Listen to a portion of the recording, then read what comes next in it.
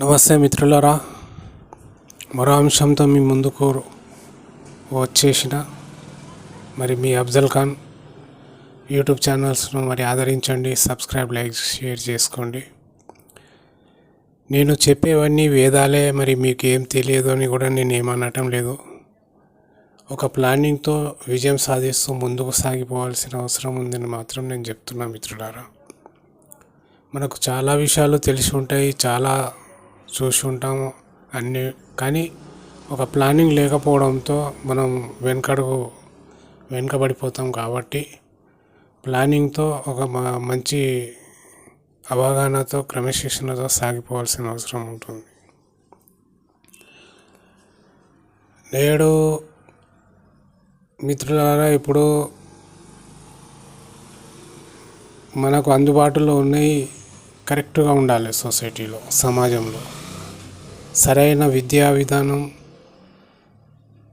అందులో విద్యార్థులకు, పిల్లలకు విద్య సరిగా అందినప్పుడే వారు మంచి పౌరులుగా, రేపటి పౌరులుగా తీర్చిదిద్దబడతారు. కాబట్టి బాల్యం నుంచి వారి మేధస్సు ఏ విధంగా మోల్డ్ అవుతుందో అదే విధంగా వారు రెడీ అవుతారు. కాబట్టి వారి విద్యా విధానంలో చిన్నప్పటి నుంచి మంచి విషయాలు వారికి బోధన క్రమంలో చెప్పాల్సిన అవసరం ఉంటుంది మిత్రులారా. నేడు ప్రైవేట్ స్కూళ్ళన్నీ, ఇంగ్లీష్ మీడియం స్కూళ్ళన్నీ కోకోలుగా వచ్చేసాయి. కార్పొరేట్ స్థాయిలో చదువు ఎలా సాగుతుందో మీ అందరికి తెలిసిందే.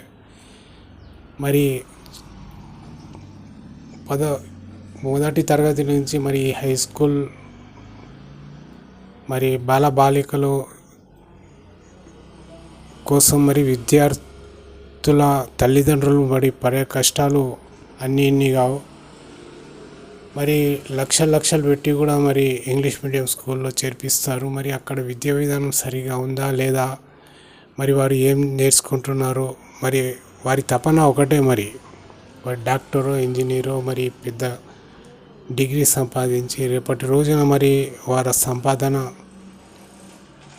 బాగా ఉండాలని కోరుకుంటారు. కాబట్టి తప్పులేదు అది.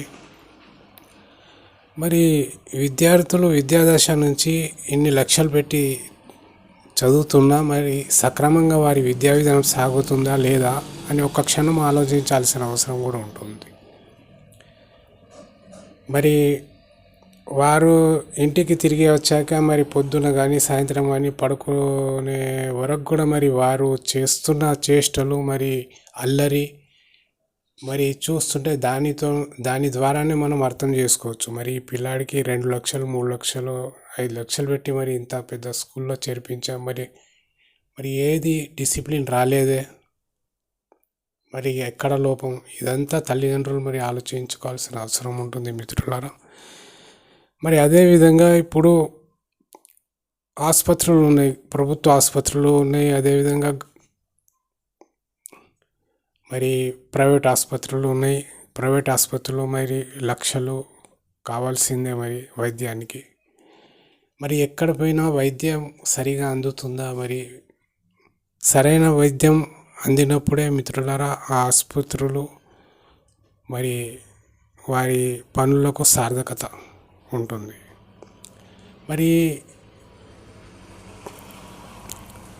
బిజినెస్ పరంగా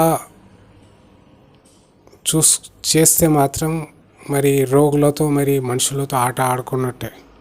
కాబట్టి ఇదంతా గమనిస్తూ చూస్తూ, ఎవరు పట్టించుకోకపోయినా మనం మాత్రం విజ్ఞానంతో మన మేధస్సుకు పదును పెట్టి ఎక్కడ వెళ్తే బాగుంటుంది, ఏం చేస్తే బాగుంటుంది, మన ఆరోగ్య సూత్రాలతో మన ఆరోగ్యం ఎలా కాపాడుకుంటే బాగుంటుంది, అది తెలుసుకుంటే ఆసుపత్రులకు వెళ్ళాల్సిన అవసరమే మిత్రులారా ఉండదు అనుకుంటా. దీని విషయంలో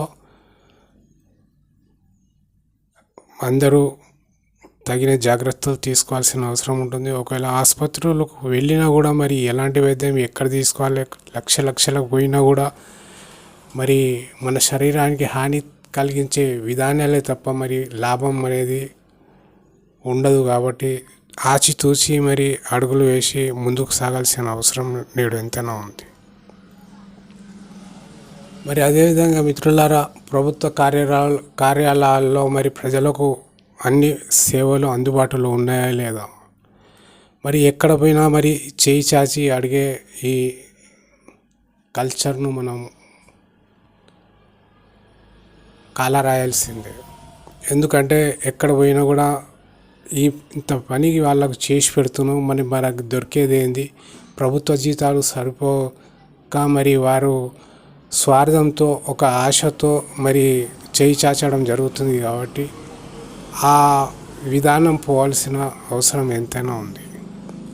ఎందుకంటే నేను ఇంతకుముందే చెప్పినట్టు డబ్బే ప్రధానంగా కదలికలు ఉన్నాయి. కాబట్టి ప్రతి మనిషి అత్యాశతో మరి అడుగులు వేస్తూ మరి దొంగతనాలు, మరి లంచగొండితనము, మరి రకరకాల వేషాలు వేస్తూ మరి వాళ్ళు ఆ తప్పటడుగులతో మరి వాళ్ళకు తనకు తాను నష్టం చేసుకుంటూ పోయినా కూడా మరి మనిషి బుద్ధి మాత్రం మారడం లేదు. కాబట్టి మనమే మరి అన్ని జాగ్రత్తలు తీసుకొని మరి చూస్తూ తగిన ప్లానింగ్తో ముందుకు సాగాల్సిన అవసరం ఉంటుంది మిత్రులారా.